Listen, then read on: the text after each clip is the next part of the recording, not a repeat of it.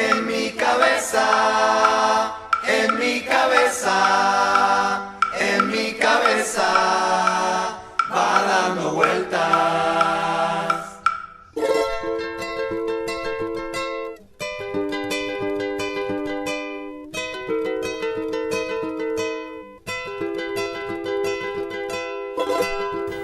Continuamos aquí en Identidad Privada y tal como lo anunciábamos en un comienzo, vamos a hablar de un tema importante para jóvenes y adultos también. Vamos a hablar de la ansiedad antes de un examen, antes de ser evaluado. Por eso estamos acompañados de dos psicólogas. Muchas gracias por estar aquí con nosotros. Bueno, hay muchos chicos que están preparando materias ya para febrero, empezando. Y bueno, se sienten por ahí bloqueados por esta ansiedad. ¿En qué consiste la ansiedad ante un examen? ¿Qué es? Bueno, por ahí antes de hablar qué es la ansiedad ante los exámenes, por ahí es interesante pensar qué es la ansiedad, ¿no? La ansiedad es una respuesta emocional y es una respuesta emocional que todas las personas lo tenemos y que de hecho todos los mamíferos la tenemos, ¿no? Porque es la respuesta que nos permite huir de situaciones peligrosas. Entonces, por ahí lo que sucede con la ansiedad cuando se convierte en un problema es que quizás hacemos la evaluación de una situación como demasiado peligrosa o más peligrosa de lo que es en realidad. Claro. Y ahí es donde se dispara la ansiedad a niveles que nos bloquean, ¿no? O sea, genera que uno no pueda afrontar la situación. O que si la logra afrontar, en el medio sucedieron un montón de situaciones que generaron sufrimiento, malestar. ¿Y cómo nos damos cuenta? ¿Cuáles son los síntomas que tienen por ahí los jóvenes o los adultos ante un trastorno de ansiedad? Bueno, la ansiedad, sobre todo la ansiedad ante los exámenes, se manifiesta en tres planos. Lo que tiene que ver a nivel fisiológico en el cuerpo, que tiene que ver, por ejemplo, con sentir palpitaciones, náuseas, no poder dormir. Acelerada, sudor, muchos casos. Sí, presión en el pecho, sensación esa. Y que por ahí uno no sabe de dónde viene, o sea, porque a veces uno detecta de dónde viene esta sensación de malestar y a veces que no. Muchas veces nos llega al consultorio gente que viene a consultar por esos síntomas en el cuerpo y después nos damos cuenta que venía por otro lado. Después, el segundo plano tiene que ver con el nivel cognitivo, el nivel de los pensamientos. Aparecen sobre todo pensamientos catastróficos, del estilo de no voy a llegar, no voy a poder rendir. Son generalmente pensamientos negativos en donde los estudiantes muchas veces se plantea o se pregunta si continuar o no con la carrera, si está preparado para eso. Y también en el plano cognitivo está presente la dificultad en el razonamiento, en la posibilidad de concentración, porque muchas veces lo que vemos es que al estar permanentemente presentes estos pensamientos negativos a la hora de estudiar o de rendir, es muy difícil poder concentrarse para ellos. Totalmente. ¿Cuándo podemos...? Y el último plano, que también es como fundamental y que es donde se ve el bloqueo, es el comportamental, que es el que tiene que ver con las conductas de escape. El no ir a rendir, el sentarse y levantarse del parcial o del final. También hay conductas de automedicación, hay muchos estudiantes que se automedican para poder disminuir el malestar.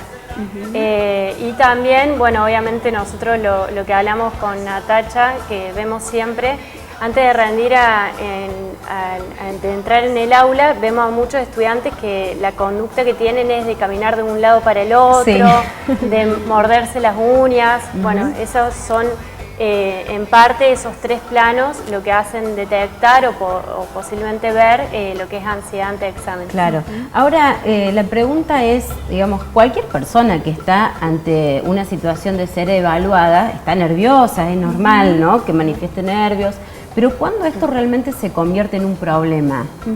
Sobre todo cuando repetitivamente en el tiempo uno no puede rendir, o, como te decía antes, al preparar una materia cuando se convierte en un sufrimiento, ¿no? O sea, nosotros hemos tenido personas que llegan al consultorio contando que el día anterior han estado estudiando llorando, ¿no? O sea, a ese nivel.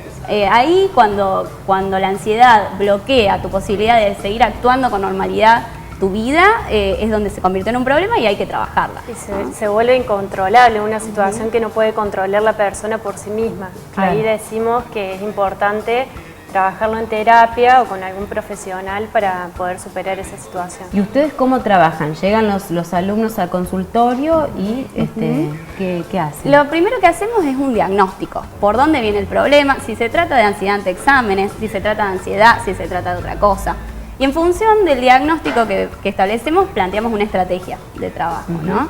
Y esa estrategia de trabajo siempre tiene que ver más o menos como con 3 andariveles. Por un lado, lo que tiene que ver con la cuestión cognitiva, trabajar sobre las ideas que están de fondo, que están generando que uno sobredimensione la situación como demasiado peligrosa, y que además esas ideas hacen que uno no valorice sus recursos, ¿no? Claro. Los recursos con los que contás para enfrentarlos.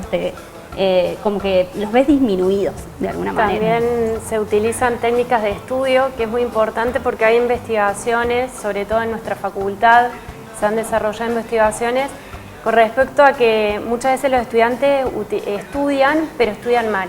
O sea, utilizan estrategias poco reflexivas, más de memoria, no pensando, diferenciando qué es lo principal de lo secundario. Entonces muchas veces no es que no estudian los estudiantes que tienen altos niveles de ansiedad, sino que estudian mal. Claro. Chicas, ¿está creciendo la cantidad de jóvenes, de adultos con este problema? Sí, en realidad en el 2008-2009 hay desarrollos también en la UNC que mostraban que alrededor del 10% de la población universitaria presentaba ansiedad, o sea, 1 de cada 10 estudiantes. Obviamente habría que actualizar esos datos, pero... De todas maneras es alto. Sí, es alto el índice. Y hay servicios de atención ahí en la misma universidad y en la Facultad de Psicología en particular, donde ellos muestran números que van acrecentando de la gente que asiste a estos espacios de tratamiento. ¿Y el sistema educativo contribuye a que sucedan estos episodios de ansiedad? Sí, muchas veces siempre tiene que ver igual con cada caso, ¿no? Y con la historia personal de la persona.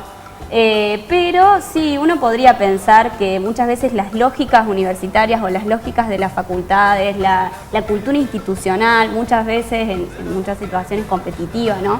Porque hay carreras que quizás no tienen lógicas tan competitivas internamente dentro de la facultad y de la carrera, y otras que sí, que son un poco más competitivas, unas son más solidarias, otras menos, claro, ¿no? Y muchas veces ese factor, o incluso por ahí la posición que asumen los profesores ante los docentes, o por ejemplo la relación docente-alumno, que tiene que ver con la cantidad de docentes por estudiante.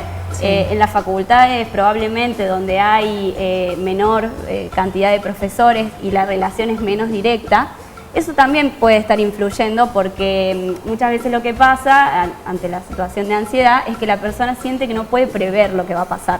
Esta falta de previsión muchas veces tiene que ver con la falta de contacto con los docentes, ¿no? De poder pensar la cercanía, qué le interesa que yo aprenda, qué es, dónde focaliza el profesor, lo importante del material.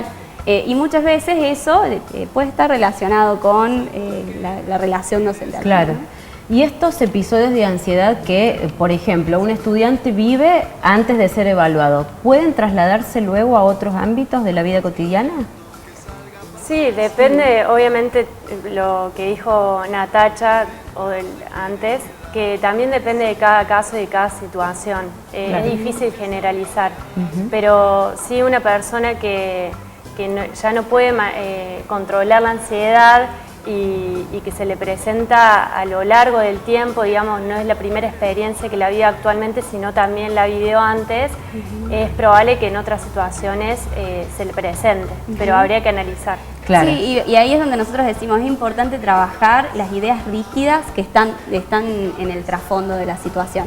Que quizás problematizar esas ideas, intentar trabajarlas en terapia y flexibilizarlas, probablemente haga que la persona pueda evitar que se repitan estas situaciones en otros momentos de la vida, ¿no? Bueno, déjennos algunos consejos para todos los jóvenes que nos están viendo y que por ahí han pasado por esta situación. Algunos tips, bueno, sobre todo organizarse antes, con tiempo. no dejar todo a último momento. Lo importante es hacerse cronogramas. También importante es leer bien el programa, porque como estuvimos viendo con la licenciada, es que muchas veces hay un desconocimiento acerca de cómo abordar el programa, que muchas veces eso te ordena acerca de qué es lo fundamental para estudiar, qué es lo que piden los docentes, las ideas que tienen los docentes y que esperan que nosotros sepamos, digámoslo. Sí, y después además, por ejemplo, descansar bien, comer bien, intentar planificar los tiempos de recreo. Muchas veces lo que hacen los estudiantes es, como decía el UNEI, dejar todo para último momento. Y en ese todo último momento es estudiar y nada más. Claro. Y en eso genera mucho cansancio, ahí trae problemas de concentración y aparecen todas estas ideas catastróficas de no voy a llegar, de me van a tomar lo que no sé. Entonces siempre es importante organizar los tiempos de estudio y los tiempos de recreo y darse espacio para los dos. Y tener un lugar de estudio adecuado, digamos. Si puede ser una habitación propia o un lugar donde haya un escritorio y haya una buena luz, también es importante que esté ambientado. Bueno, les agradecemos muchísimo por haber estado aquí y haber tratado este tema. Una pausa, ya continuamos.